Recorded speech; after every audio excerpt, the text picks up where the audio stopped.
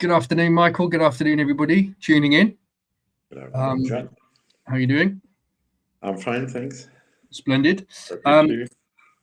We've got another question and answer session lined up. We've received some feedback from all those who've watched our previous question and answers that we posted on various different platforms. And of course, since then, there's been a lot going on in the world. So in today's question and answers, we're going to cover the National Committee for the Administration of Gaza and the branding. We're going to cover and answer some questions and have a discussion on the Peace Board and Donald Trump and the world leaders involved in the Peace Board. We're going to talk a bit about Abbas and we're going to talk a little bit about Iran and various other subjects. So for those tuning in, please, again, use the QR code because that will take you directly to Michael's website. And there you can ask us questions and engage with us. And hopefully we'll receive the feedback and the engagement that we did on the last set of question and answer sessions, which was fantastic. Okay, so I want to start by talking about the NCAG, the National Committee for the Administration of Gaza. And in the news, we've seen that the branding has raised some discussion. The logo in particular sparked some outrage and debate. Why did something symbolic like that, Michael, hit such a nerve? Okay, John, I believe because symbols expose anxiety. To be honest, John, the reaction wasn't really about a logo. I believe it was about who gets to define Palestinian identity and authority at a moment when that authority is visibly fraying. John, when people overreact to symbolism, I believe it's usually because the underlying structure feels unstable. No, that's a good way of looking at it. I suppose that the natural question to ask now would be that some of the Israeli officials who saw that branding found it provocative. Do they have a point there or not?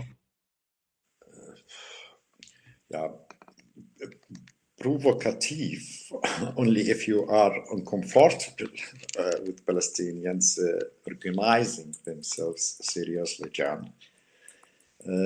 Israel engages with branding, narrative, and state symbolism every day.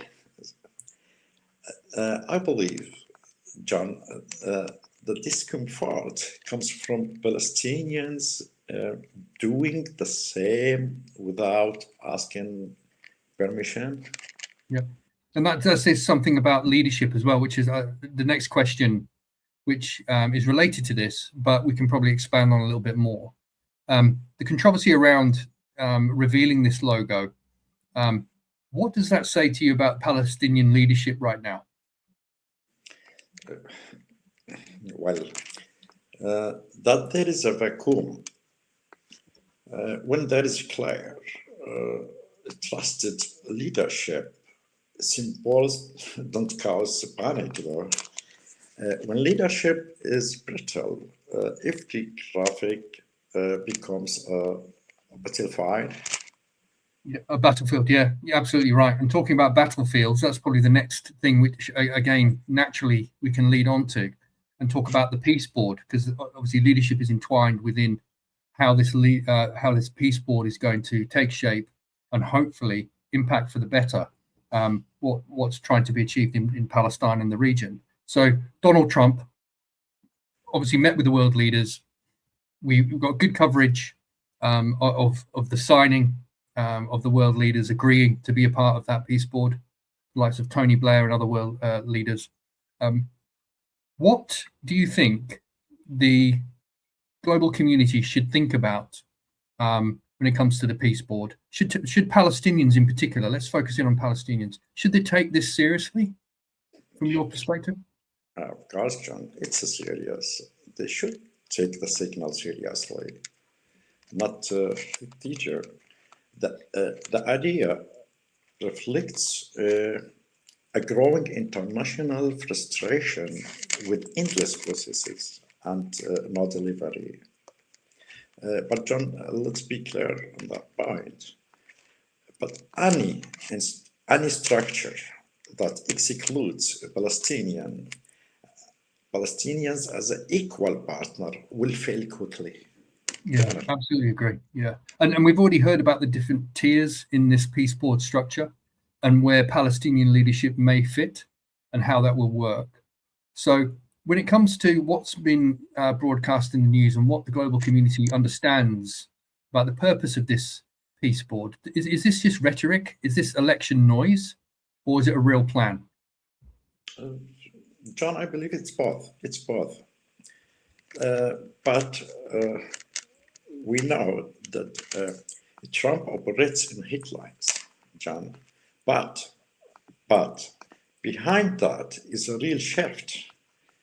International actors are tired of legacy leadership structures that can't execute.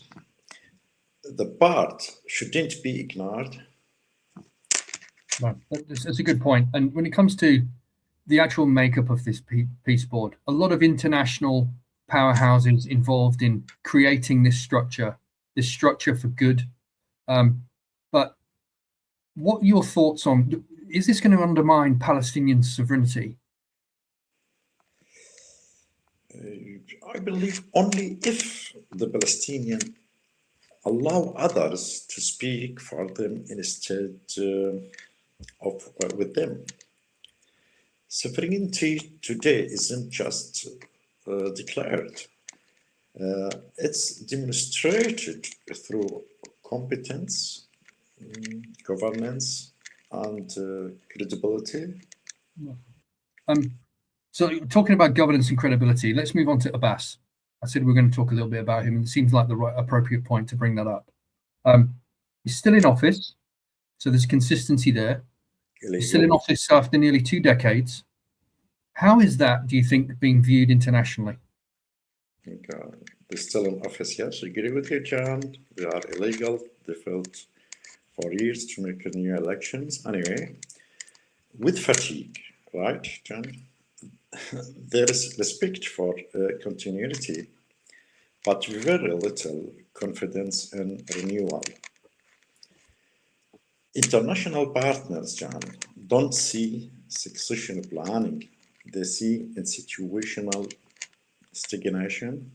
Yeah, and that comes to my next question, which is, there might have been discussions internally about Abbas's successor, but why, more openly to the international community and those that are really interested in it, why hasn't Abbas named or prepared a successor?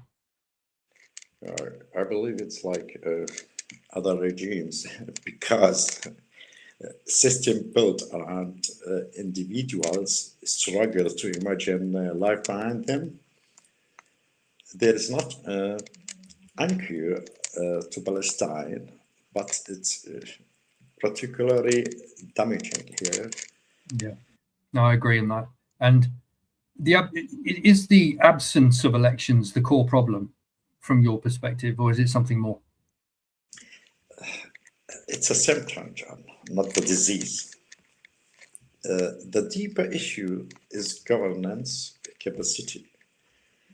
Elections without institutions don't create legitimacy. They create volatility. Yeah, and I think this plays nicely to the program, which I know is in place, and what you want to achieve with your program. It's not all about declaring an election. It's about sometimes quiet positioning of legitimacy, alignment of policy, and gaining the correct stakeholder support on an international stage. So we've got more questions coming up on that shortly.